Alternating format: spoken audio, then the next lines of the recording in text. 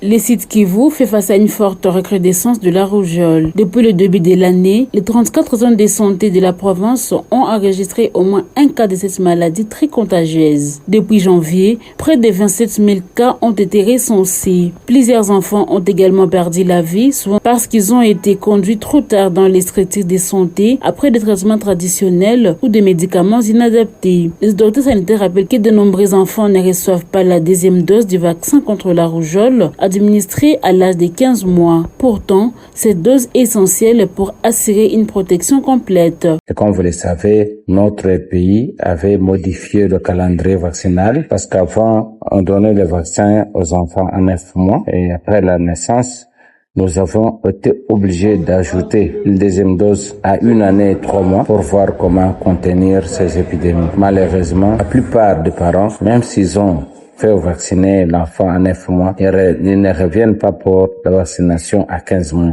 La deuxième dose pose encore des problèmes. Et tant que les parents ne comprennent pas bien fondé de la deuxième dose, on risque toujours d'avoir des épidémies de rougeole. Pour renforcer la protection des enfants, une campagne intégrée de vaccination contre la rougeole et la poliomyélite sera bientôt organisée dans toute la province. La vaccination sera possible dans les centres de santé et dans plusieurs sites aménagés au plus près des communautés. Tous les enfants âgés de 0 à 14 ans sont concernés, y compris les enfants déplacés, les réfugiés et les enfants étrangers vivant au site Kivu. La vaccination concerne tous les enfants. Alors pour les cas de déplacés, ce sont des populations spéciales. Alors là aussi, c'est une population qui est dans une aire de santé donnée. Donc la zone de santé va mettre des stratégies. S'ils sont tellement nombreux, on peut être amené à placer un centre de vaccination là-bas.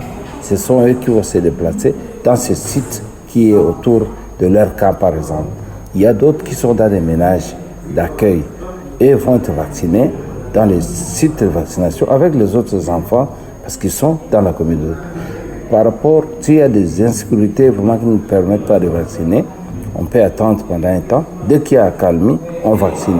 Donc l'idéal est que tous les enfants soient vaccinés. Des experts rappellent que la rougeole peut être évitée. La vaccination est gratuite. CIR est demeure les moyens les plus efficaces de protéger nos enfants. Il appelle les parents à respecter les calendriers vaccinaux et participer massivement à la campagne de vaccination.